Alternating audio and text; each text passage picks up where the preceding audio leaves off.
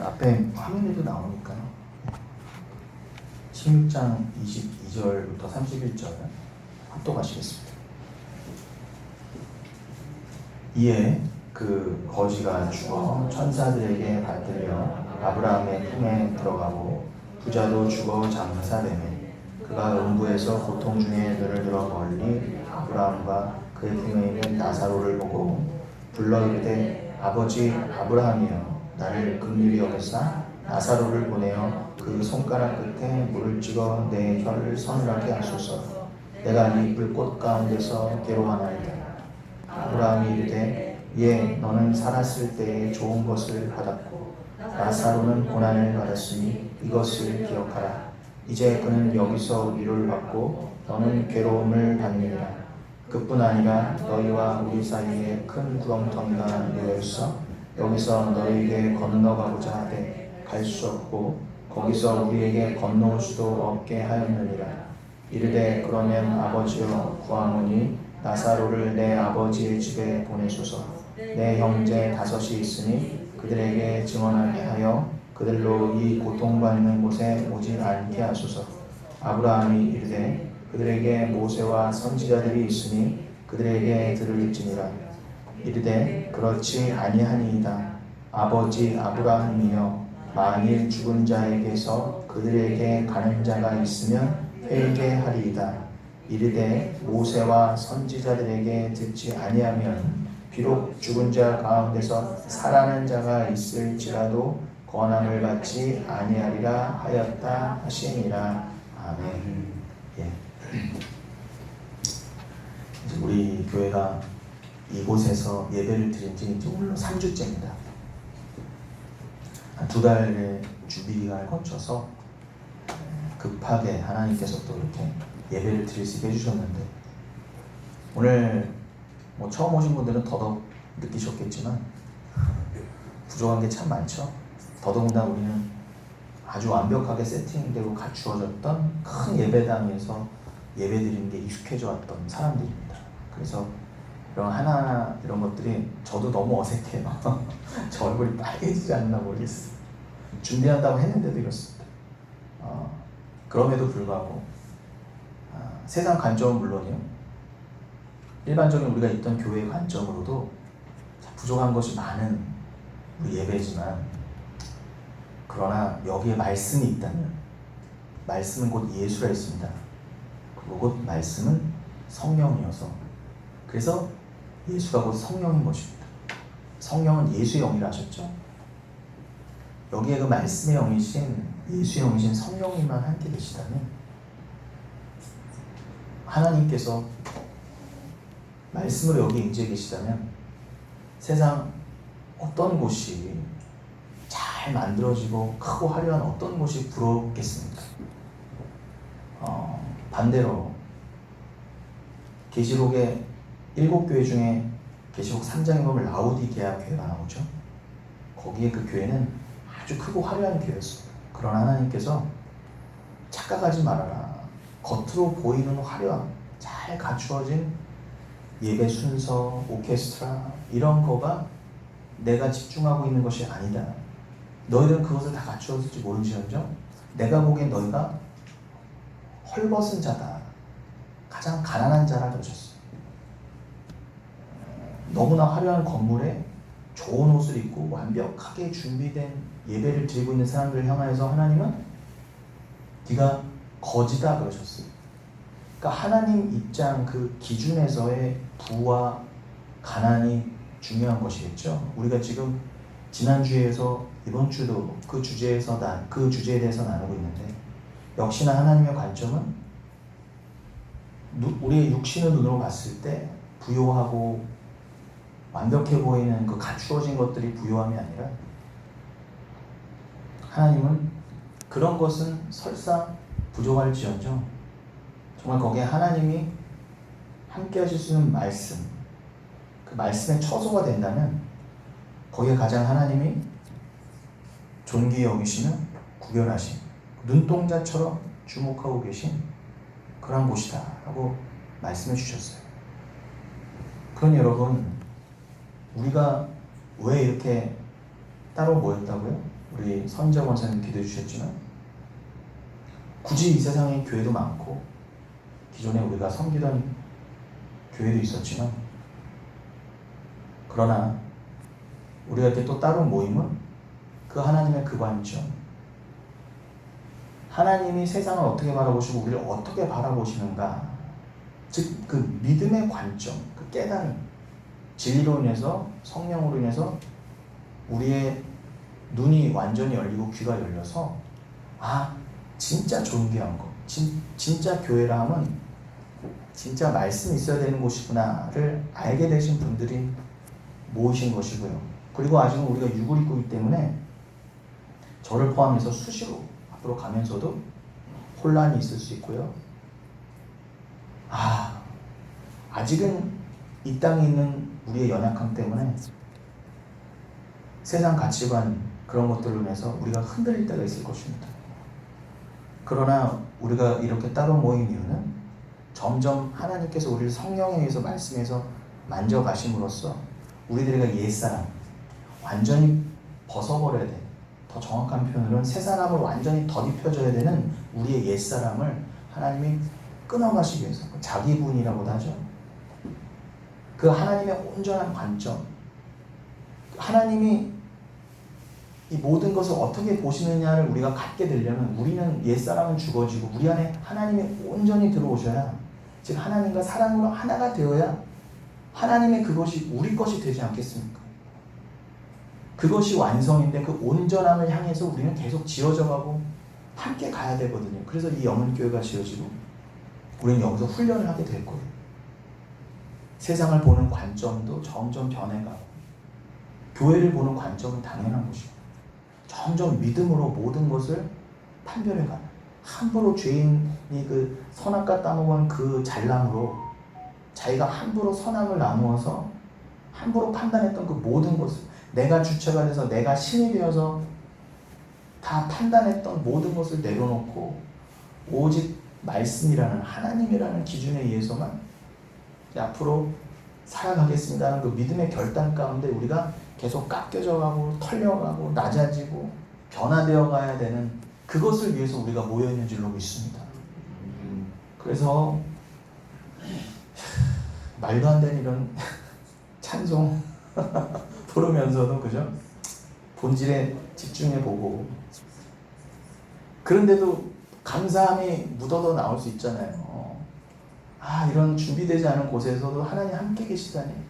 그리고 우리가 더욱더 물론 형식 중요하죠. 형식을 무시하자는 얘기가 아니고요. 본질이 있으면 형식도 따라가게 돼 있습니다. 그러나 아무리 형식이 완벽하다 하더라도 본질, 그 진리 말씀이 없으면 하나님께서 그를 쓰레기로 여기신다는 거죠.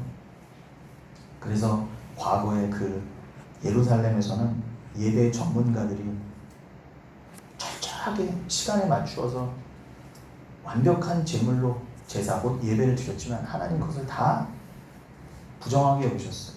나에게 연락되지 않는 것이다. 그럼 여러분, 그 예전에 예루살렘에서 드려졌던 그 완벽했던 예배도 그러한 판단을 하나님이 판결을 내리셨을진데 우리는 말해 뭐 하겠습니까? 물론 웬만하면 잘 갖추어진 거에서 노래도 잘 부르면 좋겠죠. 딱딱 박자 맞춰가면서 하면 좋겠죠.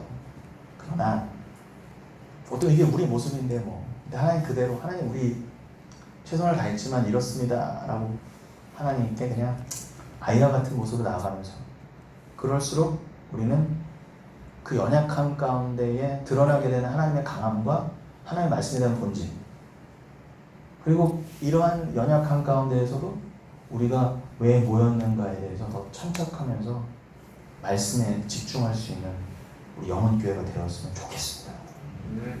그래서 지난주 우리가 이제 그 누가복음 16장을 나누면서 간단히 이제 요약 복습 한다고 하면, 지금 예수님의 이 누가복음 16장의 비유 속에서 거지 나사로와 부자가 나오죠. 우리는 너무 이 비유를 읽으면서 이거 쉽네, 이건 뭐 어렸을 때부터 들었던 내용이지 해서 너무 서둘러서 그저 부자, 문자적인 부자, 그냥 세상도 인식하고 있는 그 부자는 무조건 다 지옥 가고 가난한 거지는 다 천국 간다는 그런 유치한 결론을 내려서는 안 된다고 말씀드렸습니다. 그거는 민중신학이라고도 했죠. 그거는 이단에 가깝습니다. 이단입니다. 그래서 부자는 지옥 가고 가난한 자는 천국에 간다는 것이 이 비유의 핵심 메시지는 맞지만, 그러나 제가 라오디게아 교회를 예를 들어서도 말씀드린 것처럼 세상이 규정하고 분류하는 부자와 가난한 자의 정의는 성경에서 하나님께서 말씀하시는 부자와 가난한 자의 그 정의와 그 기준이 완전히 다르기 때문에 우리는 함부로 세상적인 관점으로 이 말씀에 대한 결론을 내리시면 안 된다는 것입니다. 그래서 유치하게 저 사람 나보다 부자니까 저 사람 무조건 지옥 갈 거야. 그건 뭐라고? 유치한 질투라고 했어요. 성경은 그렇게 있는 게 아니라고 했습니다. 다시 한번 정의를 내려드립니다. 성경에서 말하는 부자는 뭐예요? 단순히 이 세상에 재물을 많이 쌓아두고 소유한 자를 말하는 것이 아니라 이 죽어야 할 나, 옛사람, 부인되어야 할 나라는 존재에 대한 기대와 가능성을 여전히 품은 채 오직 은혜가 아니라요, 하나님, 예수 또 성령마저도, 이 삼위일체 하나님마저도 이 나를 이 세상에서 더 살찌우고 증명시키고 잘난 나를 위한 도구 정도로 여기는, 내가 주인이고 말씀과 하나님이 수단이에요. 교회가 수단이에요. 우리가 그런 잘못된 믿음 생활에서 돌이켜 나왔잖아요. 그러한 자가 부자라는 거예요. 그러한 자들은 평생 교회 다니고도 자기 부인이 안 되는 사람들은 이 갖고 있는 이것들이 내 소유가 내 것입니다. 이걸로 내 믿음과 구원을 증명하겠습니다. 이게 하나님이 주신 복이죠 라고 꼭 붙들고 있는 사람들은 그걸로 망한다는 거예요. 그게 곧 하나님께서 저주하신 부자라는 거예요. 뭐 그래봐야 얼마 갖고 있지도 않는데 그거를 꼭 붙들고 이게 나의 소망이지, 이것으로 결국 사는 거지, 하나님은 결국 이것을 나에게 채워주시면 되는 분이지, 뭐 그런 하나님 나에게 만족했지, 그게 진짜 망할 부자라는 거예요. 여러분, 이 세상에서는 가치가 뭐예요? 사람을 다 뭘로 따져요? 돈입니다. 결국은요. 결국 다 돈이에요. 뭐든지 다. 사람의 목숨마저도. 사람 죽어보세요. 결국 보험금 다 뭐예요? 돈이잖아요. 여러분, 우리 한 사람 한 사람이 가치를 매긴다면 얼마나 되실 것 같아요? 얼마 될까요? 제가요? 한 1억 될까요? 안 될 것 같아요. 근데 그 얼마 안 되는 돈을 놓고도 세상은 서로 죽이고 죽입니다. 그럼 뭐예요? 세상에서는 결국 나라는 가치관을 보일 때 세상은 어떻게 인식이 돼요? 나 얼마짜리 인간. 그럼 우리도 세상에 어떻게 증명하길 원했어요? 죄인들은요. 나 정봉중은 오직 은혜로 하나님의 어린 양 예수 그리스도의 보혈로 나는 구원함을 얻었으며, 나는 그로만 만족을 얻으며, 나는 그로만 천국 갈 수 있습니다. 난 영원토록 나는 삭제된 채 나 전봉중으로 영생을 사는 게 아니라 오직 나의 사랑 되시는 하나님으로만, 하나님을 위해서만 영생을 살겠습니다가 아니라, 그 가치관을 세상에 내놓으면 어떻게 해요? 세상은 그걸 철저히 무시해요. 그게 뭔데? 그게 뭔데? 그게 뭐 어쩌라고? 못 알아들어요. 랄랄라 뚜뚜뚜루 듣는다니, 세상 그렇게 내가 말하면. 근데 여러분들은 그 고백을 어떻게 아멘 옳습니다 라는 고백으로 함께 모이셨냐는 거예요. 여러분이 굉장히 중요한 문제입니다. 이게 본질이잖아요. 사실요.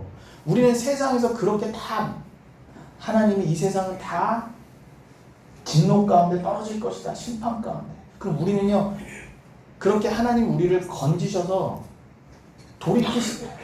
돌이키시지 아니었다면 다 우리는 그냥 그렇게 하나님도 모른 채, 믿음도 모른 채 다 같이 하나님의 진노 가운데, 저주 가운데 지옥으로 갈 운명들이었잖아요.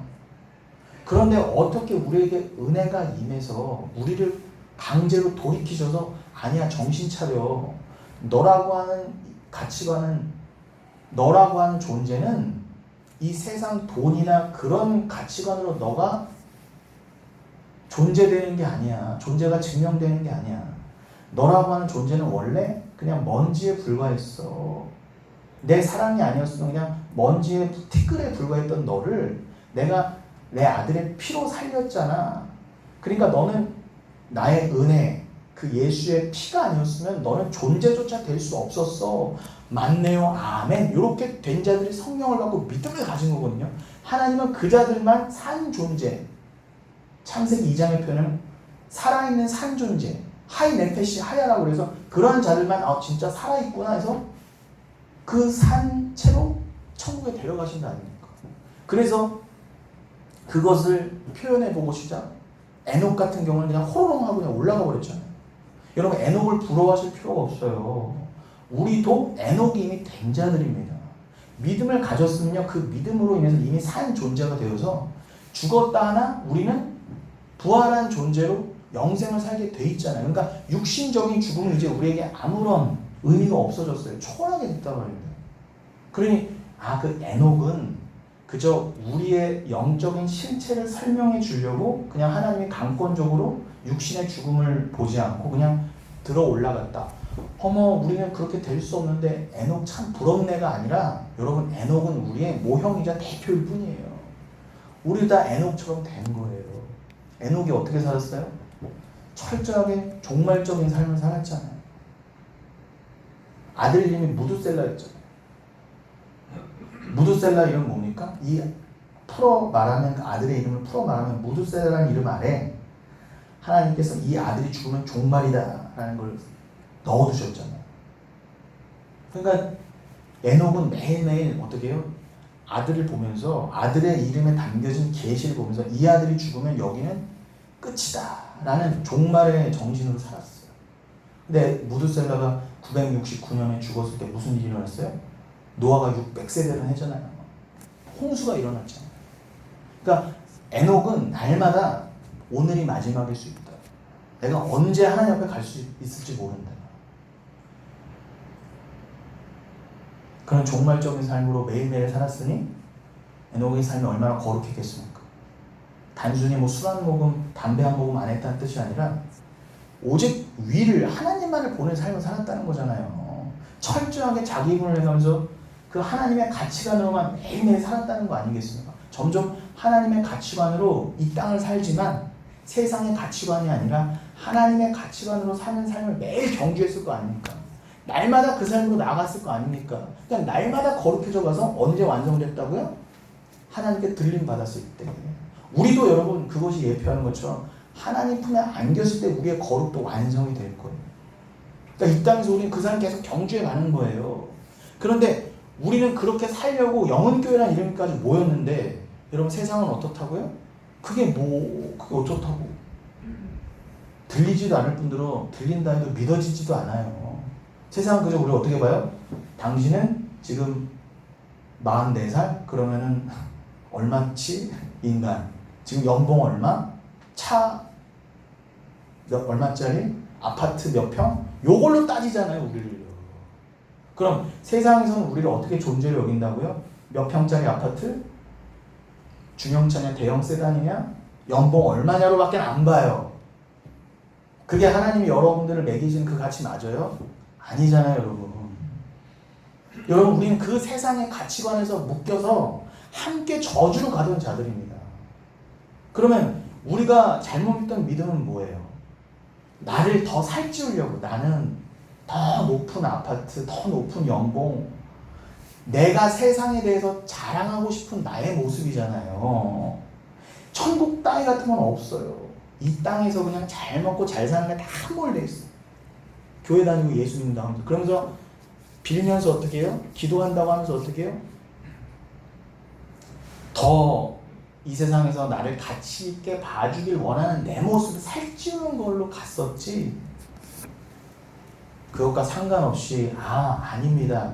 나의 가치는, 나의 존재에 대한 이유는 그런 것들이 아닙니다. 오직 하나님입니다. 오직 은혜입니다. 라고 됐을 때 그러한 자가 곧 가난한 자라는 거예요. 이해되시죠, 여러분?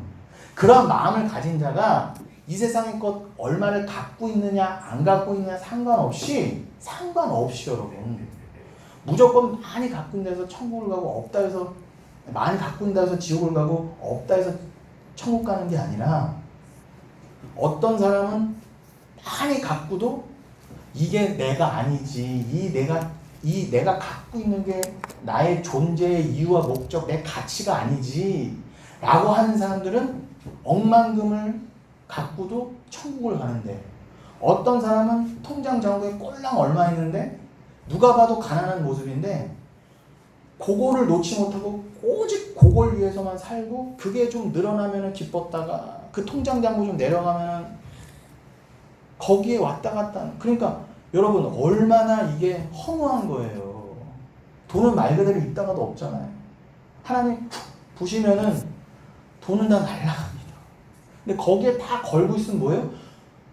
내 믿음도 거기에 흔들린다면 우리가 헛된 믿음을 섰다는 겁니다.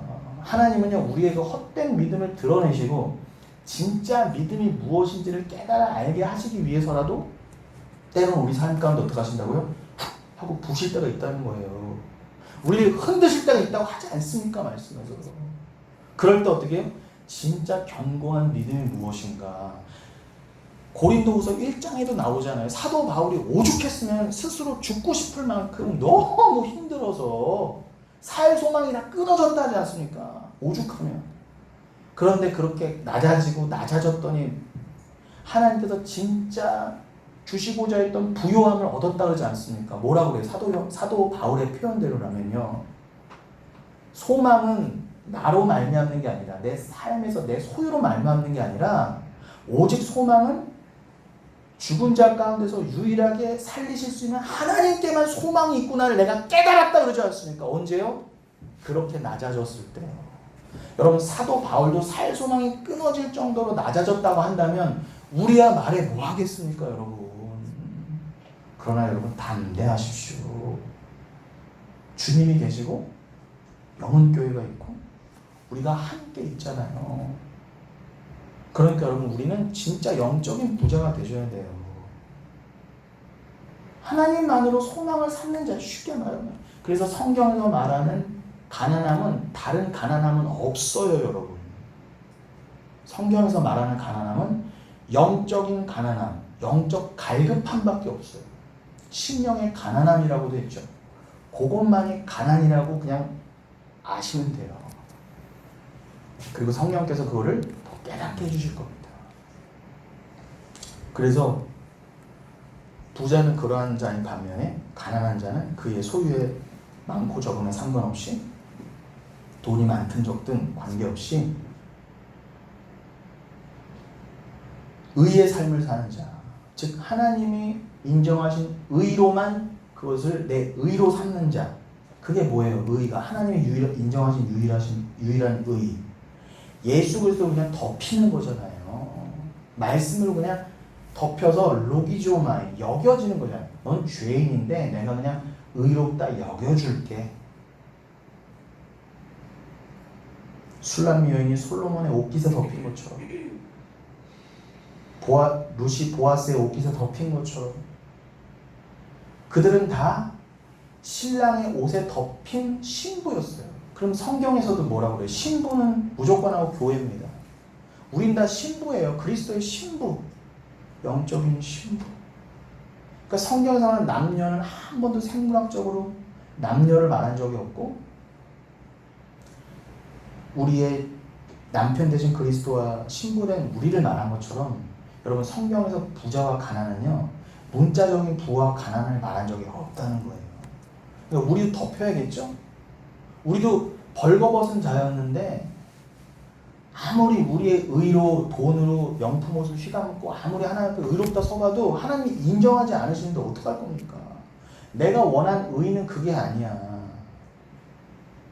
내가 원한 의는 네가 예수로 덮였느냐, 즉 예수만을 꼭 사모하여 나 예수 없으면 안 돼요 라고 하는 그 절박함으로 묶여 있느냐.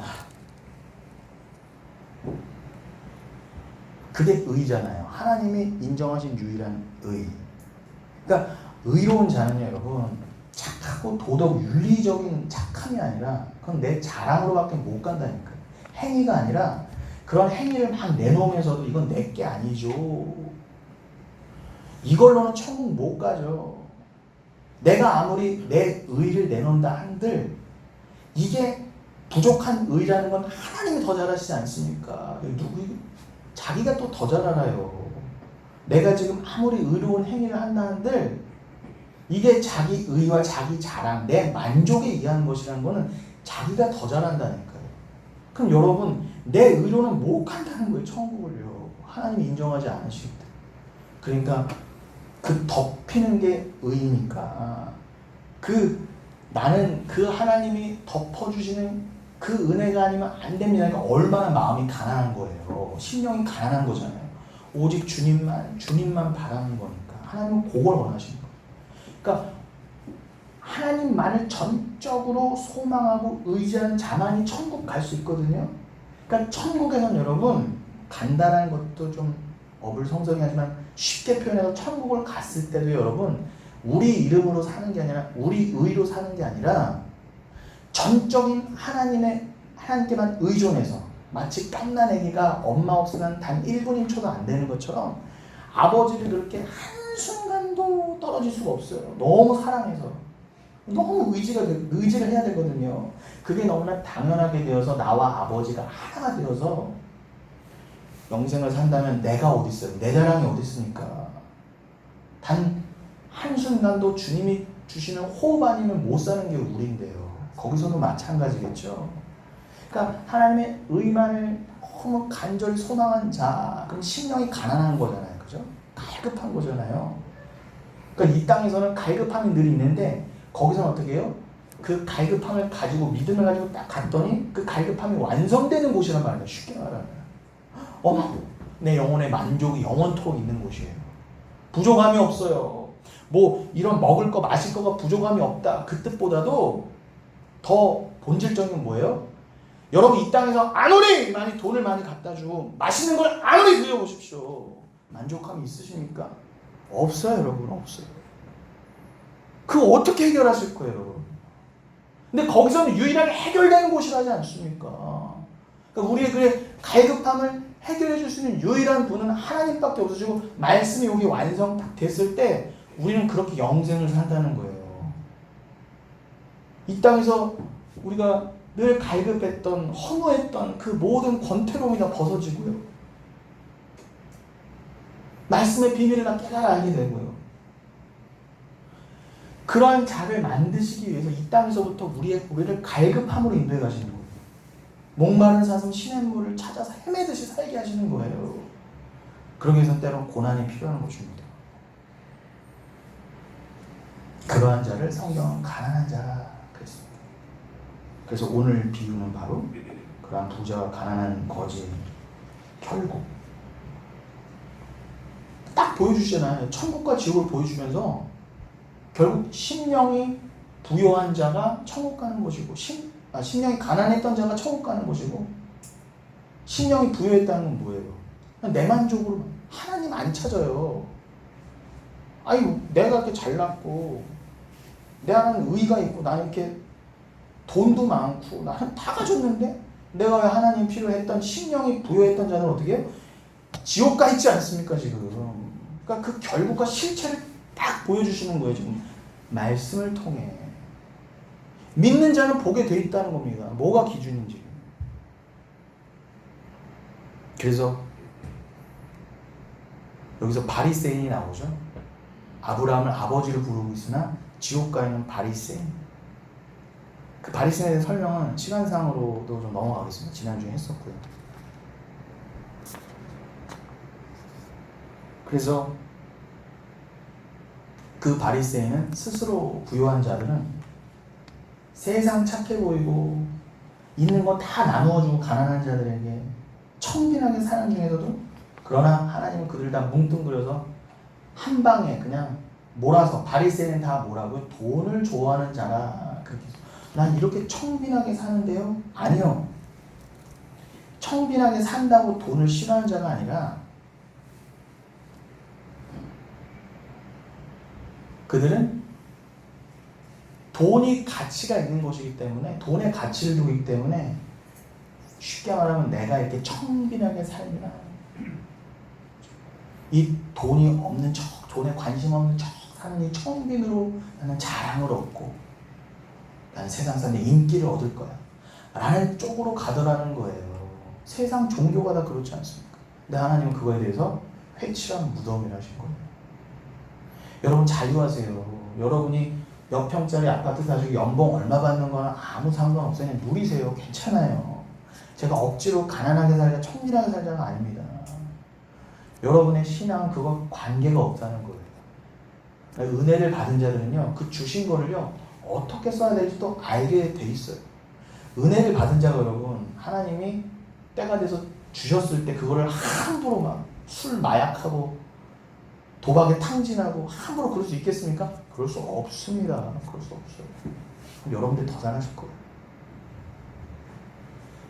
그러니 이 바리새인은 그렇게 자기 의로 살던 바리새인은 자기가 내가 이렇게 청빈하게 산다라는 모습까지도 하나님 앞에 자랑으로 내놓고 그걸 삼아서 천국의 근거를 삼던 그러한 자들을 하나님께서는 마귀의 자식이라서 마귀. 그러니까 성경에서 강조하는 건 이번에도 뭐예요? 율법의 행위, 유대주의, 율법주의 이건 다 하나님 앞에 내가 스스로 부유하다고 자랑질하고 그게 곧 마귀의 자식의 일이다 라고 하는 겁니다. 근데 하나님은 그러한 율법적이고 도덕적이고 종교적인 열심, 동반되는 것들 다 내가 쉽게 말하면 내가 얼마의 헌금을 했어요, 얼마의 기도를 했어요, 그런 모든 것들 다 그거는 구약 때부터 이어져 왔단 말이에요. 지금의 교회 시대까지 하나님은 그런 열심을 하나도 카운트하지 않으시고 깡그리 하나로 묶어 몽땅 들어 지옥불에 던지십니다. 여러분 어디 천국과 지옥 설교가 어디 있어? 라고 해서 넘기시지 마세요. 직시하셔야 됩니다. 아유 그런 불편한 얘기 하지 말아야지 하고 하다가 오늘날의 교회가 우리가 다 이렇게 됐잖아요. 아닙니다 여러분. 명백히 나와 있잖아요. 아니 교회에서 천국과 지옥을 제시하고 구원받는 길을 안 알려주면 어디서 알려줍니까? 여러분 우리가 뭐 주일 예배 1시간 반 정도만 길다 여기시는데 7일 동안에 1시간 반에서 2시간이라고 한들 몇 분의 1이에요 도대체? 그럼 여러분 유일하게 교회에 와서 천국 지옥과 구원에 관해서 예수에 관해서 들으실 수 있는 시간은 이때가 유일하단 말입니다. 근데 우리는 어떻게 했어요? 길다 내지는 짧고 줄여서 어떻게 해요? 한마디도 안 해요. 천국과 지옥에 대해서. 그럼 우리는 어떻게 하라는 거죠? 여러분 정작 우리는 엄미한 상황 가운데 있습니다. 영원교회를 2개월도 안 돼서 급박하게 세우실 정도라면 저는요 정말 요즘 살 떨려요. 좋고 감사하긴 한데요. 정말 부들부들 떨려요. 그때는 소름이 돋을 정도로. 여러분 미국에 절대로 비가 올 수 없는 사막이 지금 강이 범람해서 지금 막 세상이 미쳐 돌아가고 있어요. 여러분 믿는 자들은 이 하나님이 주시는 경종에 눈을 들게 돼 있습니다. 에녹처럼. 언제 내가 하나님 앞에 갈지 모른다. 이건 아무도 모르는 거예요. 그럼 여러분 우리는 교회 이름으로 모여서 그 에녹과 같은 거룩한 종말의 삶을 준비하시는 게 맞지 않겠습니까? 어디서 준비하실 거예요? 어디서? 직장에서 준비하실 거예요? 개 모임에서 준비하실 겁니까? 그러니 그 마귀의 자식에 반대해서 진짜 아브라함의 자식은 어떤 자식이라고요? 로마서 9장 7절로 8절 우리가 읽었었죠. 또한 아브라함의 씨가 다 그의 자녀가 아니라 오직 이삭으로부터 난 자라야 내 씨라 분리를 하셨으니 곧 육신의 자녀가 하나님의 자녀가 아니요 오직 약속의 자녀가 씨로 여기심을 받느니라 그러셨어요. 다시 한번 강조해서 읽어드린 로마서 9장입니다. 한마디로 뭐예요? 간단히 말씀드리면 인간의 힘으로는 단 한 가지도 보탤 수 없는 오직 은혜. 오직 은혜. 우리 영혼교회가 영원한 은혜잖아요. 영혼 가운데 은혜 말고는 들어갈 게 없다는 거예요. 여러분 영생은 오직 은혜로만 들어가서 그 영생은 오직 은혜로만 영원히 살 것입니다. 은혜 외에는 단 하나도 안 들어. 근데 이 오직 은혜가 기독교가 목숨을 걸고 사수해야 되는 기독교의 핵심 가치라는 거예요. 우리는 이거를 포기할 수 없어서 모은 게 맞죠, 여러분? 맞죠? 이건 교단과 교파의 문제가 아니에요. 오직 은혜는 우리의 신앙의 선배들이 목숨 걸고 지킨 교리예요. 오직 은혜가 아니면 여러분, 영원한 은혜가 아니면 기독교를 할 수가 없습니다. 바울이 경계했던 게 은혜는 맞는데 거기에 그래도 뭔가 우리의 것이 좀 섞여야지 하는 그 모든 것들이 다 이단이다, 거짓 가르침이다. 사도 바울이 그렇게 경계한 거 아니겠습니까? 그런데 사도 바울의 탄식대로 갈라디아서 1장에 나오죠. 조금 우리의 열심을 부추겨주고 오직 은혜는 맞는데 100%는 아니지 않은 그거에 우리 다 해갖고 다 그런 잘못된 복음을 니들이 박수 쳐주고 금방 넘어가더라.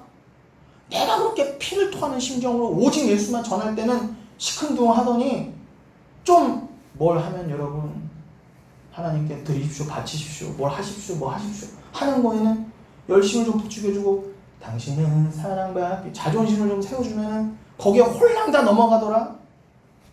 그런 복음, 내가 전한 복음 중에 그런 복음은 없어. 그런 복음을 다 전한 자는 저주를 받을 줄알. 저주를 받을 줄알. 애끓는 심정으로 사도 바울이 경계한 건 아니겠습니까? 지금 오직 은혜가 로마서 9장에도 나오고 있지 않아요? 7, 8절에도요. 여기 지금 아브라함의 씨로 난 이삭 얘기를 하고 있지 않습니까? 이삭이 여러분 인간의 힘으로 나올 수 있었어요? 없었어요? 아니 100세 된 할아버지하고 90세 된 할머니한테서 어떻게 애가 나와요? 지난주에도 말씀드렸죠? 열심히 기도하고 노력하십시오. 그럼 100세에도 아들 낳을 수 있습니다로 읽으라고 하셨어요? 그런 유치한 성경에서는 없다 말씀드렸죠. 그런데 너무 애석하게도 그런 문자적인 해석을 하는 교회가 태반이라는 거예요. 그것조차도 인간의 열심을 부추기는 거잖아요. 그게 아니라 여러분, 아브라함 이후로 100세 아들 낳은 사람 있어요, 없어요? 아니, 제발 좀 증거를 갖다 주세요. 아무도 없어요, 여러분. 딱 그때만 필요해서 아브라함의 100세 됐을 때 아들을 주신 거란 말입니다. 그것도 20, 30대 처녀가 아니라 90세 된 할머니한테서요. 그럼 그게 뭐라는 뜻이에요? 이삭은 약속의 자손의 표징이잖아요. 이삭 자체가 중요한 게 아니라 이삭은 은혜로만 태어나는 하나님의 자녀, 약속의 자녀. 저기 보시면 아브라함의 진짜 씨, 그걸 상징하잖아요. 아브라함은 예수 그리스도를 예표하니까 아브라함의 씨는 예수의 씨겠죠.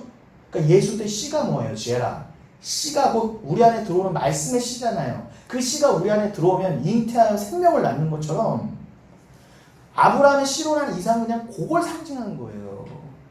여러분도 신부로서 그리스도로부터 씨를 받아, 말씀의 씨를 받아 말씀을 낳아야 되는 분들입니다. 말씀을 낳는 게 뭐예요? 제가 지금 말씀을 낳고 있잖아요. 전달하고 있잖아요. 생명을. 그럼 그 이삭은 어떻게 해요? 은혜로만 태어날 수 있었던 것처럼 그 이삭이 상징하는 게 누구예요? 여러분 교회잖아요. 오직 믿음으로, 오직 은혜로만 탄생된 교회. 하나님의 백성의 상징 아닙니까? 그러면 딱 이해가 되시죠?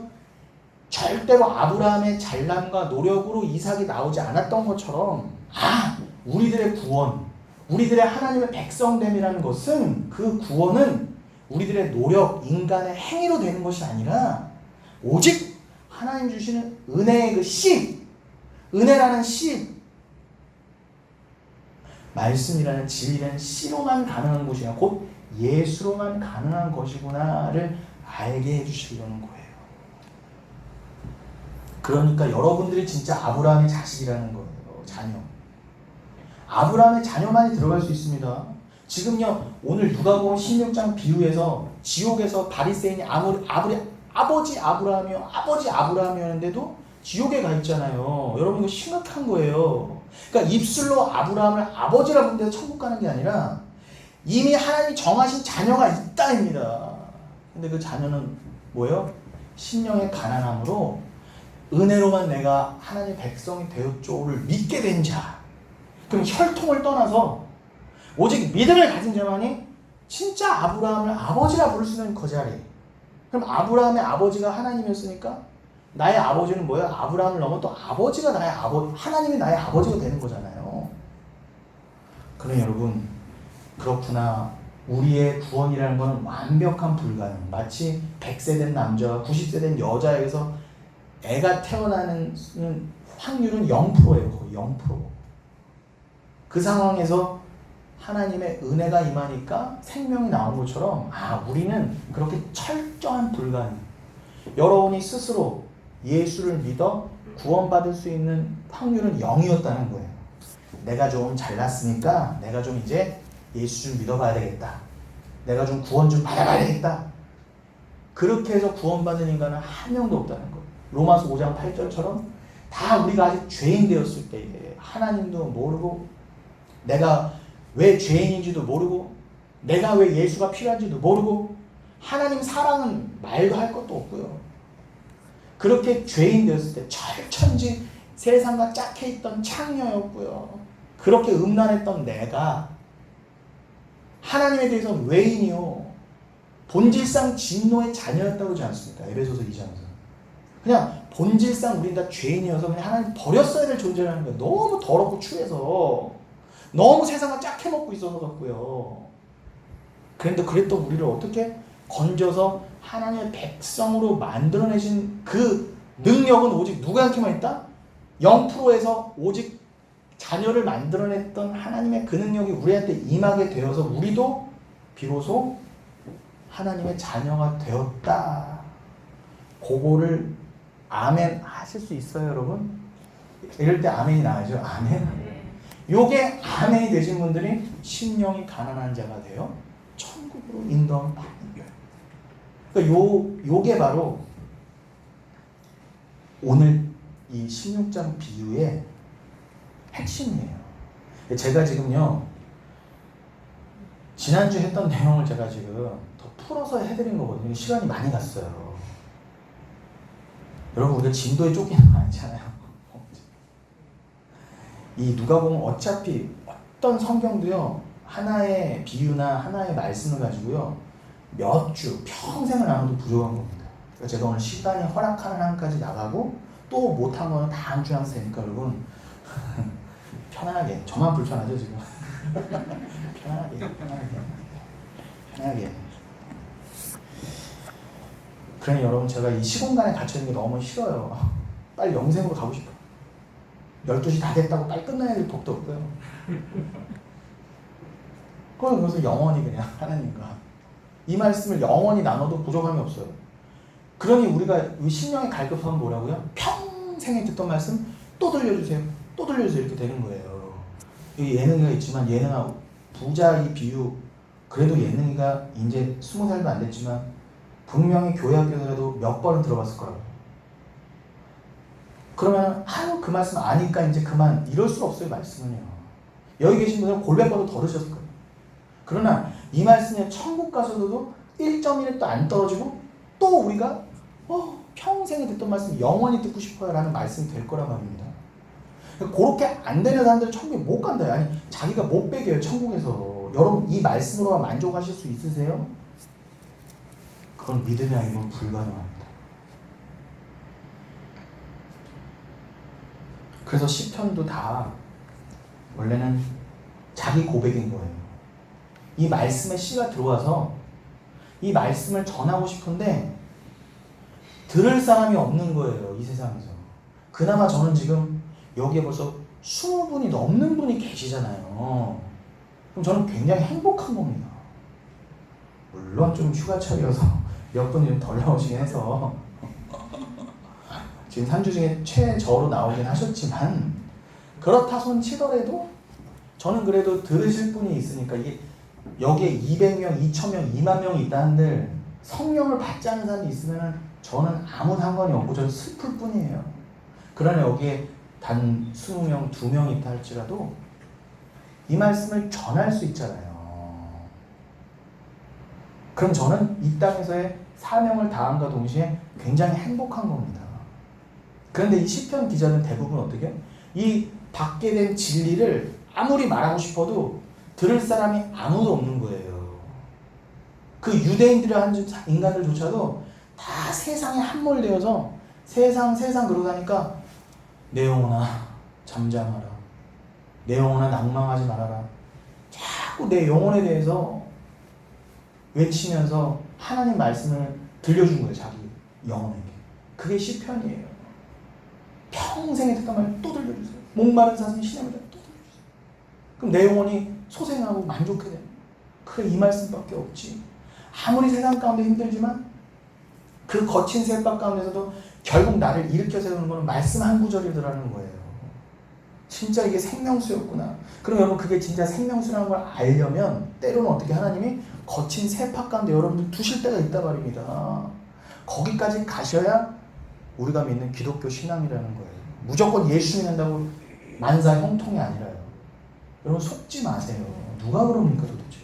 어디에 만사 형통이라 나와 도대체?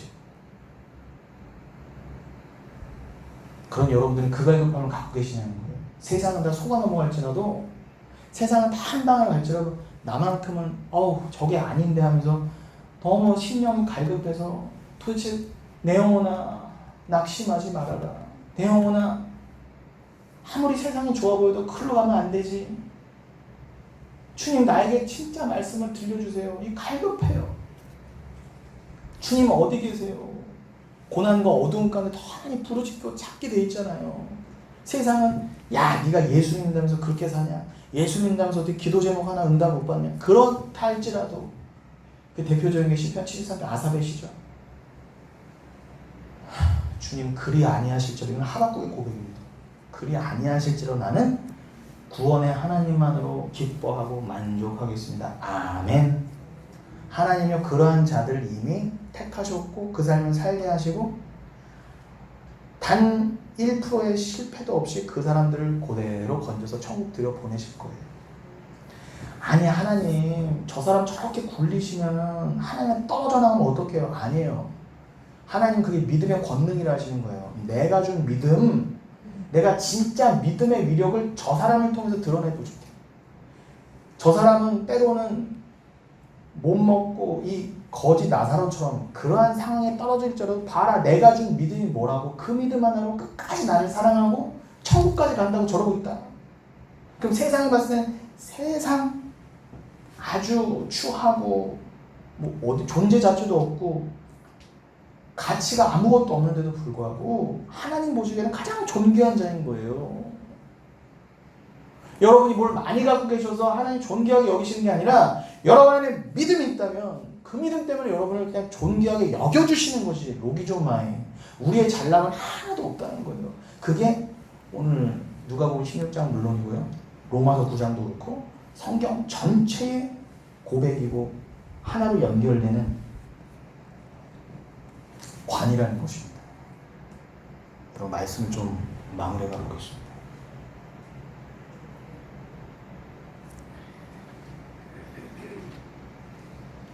지금요 이 부자는요 이름도 없는 이 부자는 문 앞에서 상그지가 얼마나 힘이 없는지 개가 자기의 허른대를 그 헌대가 헬코라고 해서 궤양이 나는 거지. 너무 염증이 심해서 골만 터졌어요. 근데 힘이 없어서 축 늘어져 있어요. 개가 와서 하는데도 그 개도 못 쫓아내요.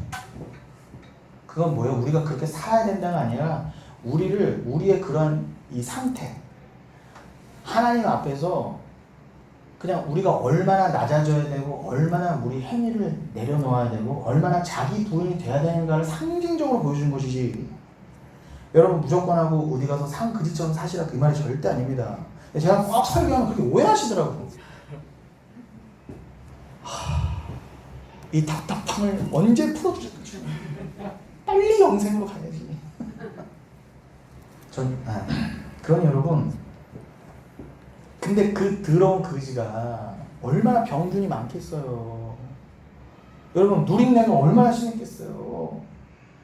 여러분 사람이 조금 안 씻고 자기 삶을 포기하면요, 얼마나 인간은 이게 추하게 가는지 몰라요. 그냥 양심도 사라지고요, 그냥 다른 사람 그냥 수치감 이런 것도 그냥 인간이 사라지고 정신병이 들잖아요. 그러면 자기 옷에다가 그냥 신뢰하고 안 씻고 있어도요, 헤 하고 그냥 사는 게 인간이에요. 여러분, 인간은 그거밖에 안 돼요.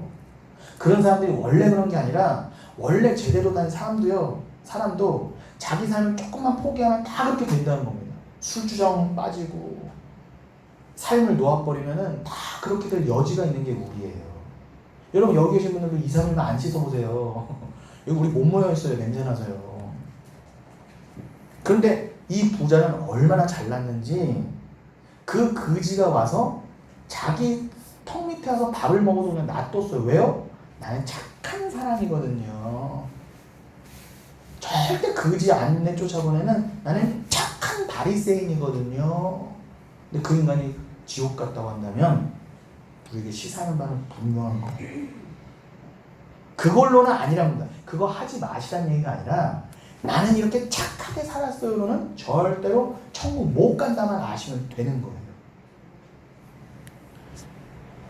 그런 게다가 지옥에서는 어떻게 해요?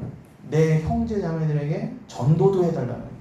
나사로를 살려보내서 전도까지 해달라고 기특한 말을 해요. 어디서요? 지옥에서. 게다가 이 부자는요, 바리새인은 회개하면 구원받는다는 것조차도 알고 있었어요. 근데 진짜 회개를 몰랐으니까 문제였던 겁니다. 그러니까 하나님은 인간의 행위를 근거로, 착한 행위를 근거로 천국과 지옥을 가르치지 않는다는 거예요. 그래서 부자의 이런 기특한 행위들을 일부러 기록해 넣어준 거예요. 일부러. 그러니까 함부로 도덕과 윤리를 근거로 해서 선한과 악함을 판단해서는 안 된다는 것입니다. 여러분, 불편하실 수 있어요. 이해가 안 가실 수도 있어요. 그러나 여러분이 이해를 해야지라고 가시는 게 더 빠를 거예요. 왜냐하면 저는 변할 마음이 전혀 없거든요. 그러나 성령을 받으신 분이라면 속도는 좀 늦어도 반드시 이거에 공감을 하게 되실 거예요. 이거 불편해요. 이거 여러분 여기에 200명, 2000명 데려놓으려면요, 이런 설교하면 안 돼요. 왜냐면 정말 세상의 부자들한테 잘 알랑방구라도 껴서 데려다 놔야 되거든요. 이 말씀이 실체에 대해서 말하면 말 절대 안 됩니다. 오히려 어떻게 해요? 못 알게 해야 돼. 못 알게. 말씀의 비밀을 알면 안 돼. 자기들도 모르긴 모르지만. 그러니까 여러분, 불편할 수 있어요. 그러나 여러분께 불편하게 이 말씀이 다가올 때 여러분에게 소망이 있는 것입니다. 그렇구나. 나의 모든 기존에 갖고 있던 선입관과 편견, 모든 잘못된 신앙이라는 것들을 내려놔야 들어올 수 있는 말씀이거든요. 저쪽이 넓은 곳이니까 많은 사람이 가니까 저기가 맞는 것이지라는 생각부터 우리는 내려놓게 돼 있습니다. 말씀이 떨어지면요. 제가 지금 일부러 누구를 비판하거나 비교하려는 것이 아니라 저부터도 포함해서 그러한 곳에서 오랫동안 목사까지 해왔잖아요. 그런데 아닌 건 아니더라고요. 그러니까 아닌 건 아닌 상 제가 심지어는 하나님이 개척까지 해주신 이 자리에서 기존의 것을 답습할 수는 없다는 겁니다.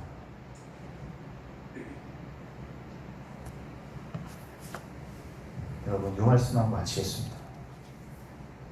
원래 이번 주에는 오늘은 왜 부자가 지옥에 갈 수밖에 없었는지에 대해서 더 자세하게 말씀을 나누자고 했었죠. 그 첫 번째 부분만 나누고 마치겠습니다.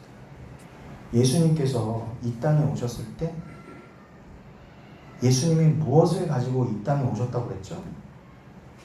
검을 가지고 오셨다고 했어요. 검을 가지고. 그런데 그 검으로 뭘 잘라낸다고 그러셨습니까? 마태복음 10장 띄워주세요. 34절로 39절 읽어보겠습니다. 내가 세상에 화평을 주러 온 줄로 생각하지 말라. 화평이 아니요 오히려 검을 주러 왔노라. 내가 온 것은 사람이 그 아버지와 딸이 어머니와 며느리가 시어머니와 불의하게 하려 함이니 사람의 원수가 자기 집안 식구리라. 아버지나 어머니를 나보다 더 사랑하는 자는 내게 합당하지 아니하고 아들이나 딸을 나보다 더 사랑하는 자도 내게 합당하지 아니하며 또 자기 십자가를 지고 나를 따르지 않는 자도 내게 합당하지 아니하니라. 자기 부인 안 하면 안 된다는 거예요, 여러분. 자기 목숨을 얻는 자는 잃을 것이요 나를 위하여 자기 목숨을 잃는 자는 얻으리라. 이게 역설이에요. 주 앞에서는 우리를요 잃어야 영생을 얻는 겁니다. 그러니까 요거를 알게 하시려고 주님이 검이 돼서 오셨다는 거예요. 검은 뭐 하는 거예요? 자르는 거예요, 다. 히브리서 4장 12절 말씀 날선 검이 돼서 기존에 우리 덕지덕지 붙어있던 것, 세상과 짝해있던 것, 잘못 갖고 있던 거를 날선 검이로 다 자르는 거예요. 관계부터 쪼개고 들어가는 거예요. 여러분, 제가 세상과 타협하고 가족들 모두와 좋은 게 좋은 거로 지내려면 전 이런 말 하면 안 돼요. 근데 진짜 화평을 위해서는 여러분, 진짜 화평은 천국에서 완성되는 거잖아요. 그 진짜 평안을 위해서는 이 땅에서는 여러분 전쟁입니다. 말씀이 떨어지면 검이 들어가는 거예요. 아프다니까요, 여러분. 그래도 여기 가족 단위로 오신 분들은 그래도 좋으신 거예요. 상황이 훨씬 나으신 거예요. 저부터도 여러분 이게 안 맞아요. 그렇다고 제가 타협해서 좋은 게 좋은 거라고 그래 뭐 분란 일으킬 필요가 뭐 있어. 어차피 교회 다니시는 거 뭐 이렇게 되면 여러분 그 영혼 포기하는 거 그게 진짜 사랑입니까, 여러분? 내가 진짜를 알았으면 어떻게 독극물을 줘요? 아니 지옥 가는 거 뻔히 아는데 그럼 말씀을 던지잖아요? 그럼 여러분 진짜 복음을 전하면은 여러분 각오하세요. 가족 관계부터 어려워요. 그러니 여러분 아까 읽은 39절 한번 다시 띄워주시니까 마태복음 10장 39절 자기 목숨을 얻는 자는 잃을 것이요 나를 위하여 자기 목숨을 잃는 자는 얻으리라. 여기 보시면 인간이 그 가족 관계를 그러니까 인간이 그 관계를 가족 관계라는 것을 내 목숨으로 여기고 있다는 걸 알 수가 있습니다. 맞죠? 목숨처럼 여기자 대부분요. 다 자기 가족을 위해서. 근데 심지어 그 가족도요 결국 나를 위한 거라는 거 아세요, 여러분? 나는요 이렇게 효도했어요. 나는 이렇게 형제 자매들에게 잘했어요. 어머 박수 쳐주잖아요. 근데 그게 결국 뭐예요? 난 이렇게 착한 사람입니다. 결국 나예요. 내가 이렇게 가족을 위해서 고생했는데 결국 남는 것도 나라 말입니다. 나. 그럼 우리에게 소망이 뭐가 있어요? 그 잘난 숭고하다는 가족 사랑조차도 하나님이 거부하신다고 한다면 이제 끊어내야 된다고 하지 않습니까? 너 가족 사랑한다고 나를 선택하지 않을 거야? 그럼 자기 분이 된 게 아니잖아. 가족 관계는 나거든요. 너를 버리지 않았으니까 죽는 거거든 너는. 여러분 이 말씀 앞에 누가 자유로워요? 여러분 예수 믿는 거 어렵습니다. 누가 쉽다고 했습니까? 여기서 자유하신 분 있으세요? 저부터도 없어요. 그러니 인간은 이런 가족 관계조차 자기 목숨처럼 여겨서 이거를 그러나 여러분 말씀이 들어가면 이것부터 해체해버리시는 거예요. 아픕니다. 관계가 끊어지는데요. 그러나 여러분 말할 수 없는 위로가 있으실 거예요. 눈물이 넘칠수록 위로가 있을 것입니다. 진짜 위로는 어디 있어요? 천국에 이미 여러분을 위해서 마련되고 완성되어 있다는 거 잊지 마십시오. 여러분 하나님의 은혜를 떠난 타락한 인간은 가족관계를 나라고 하는 이 나라, 잘난 나라의 그 울타리 속으로 가족관계마저도 끌어들여서 그 가족들조차 내 존재의 확장을 위해서 사용해요. 가족관계조차도. 맞죠? 주님은 그걸 깨시는 거예요. 너 정말 가족 위한 거 맞아? 널 위한 거잖아. 이렇게. 그거를 말씀이 들어오면 아파요. 그랬구나. 이게 내가 진짜 교활한 인간이었네. 이렇게 안다니까요. 내가 그렇게 효도를 했는데도 내가 그냥 교활한 인간이었구나. 그러니 진짜 가족을 사랑하는 건 뭐예요? 진짜 중요한 관계는 뭐예요? 그들과 천국 관계를 맺는 거예요. 여러분 제가 육적인 혈육이 중요하지 않다는 얘기가 아닙니다. 나에게 준 가장 가까운 이웃인데 어떻게 중요하지 않아요? 중요합니다. 그러나 진짜 중요한 건 그들과 천국의 가족관계를 맺고 계시냐는 거죠. 여러분의 육적인 혈육들과. 여러분 지금 혈육들과 솔직히 자신 없잖아요. 다 천국에 같이 갈 수 있을지. 따라서 나에게 임한 이 은혜는 무엇이며 내가 내 것으로 갖고 있는 관계는 예수의 복음에 의해서 끊어지는 것이고 이 복음에서 진짜 새로운 가족 관계가 탄생하게 되는데 진짜 가족 이 땅에서 혈육이라 할지라도 그것은 진짜 예수 그리스도의 피로 말미암은 진짜 가족 관계를 설명하는 용도일 뿐이라는 거예요. 그래서 엄미한 사실은 사돈의 16촌, 사돈의 6촌, 8촌까지 다 우리 천국 못 가요. 그러나 슬퍼하지 마십시오. 슬퍼하지 마세요. 거기서는요, 아우 내가 그때 내 부모님한테 전도 못해서 부모님이 천국 못 왔구나라고 후회하시거나 그것도 내 행위잖아요. 내가 그렇게 더 했으면 그런 거 없습니다. 최선을 다해서 전하세요. 그러나 여기까지 가세요. 안 받아들일 수도 있어요. 그거는 하나님의 주관이라는 거예요. 하나님의 소관이라는 거예요.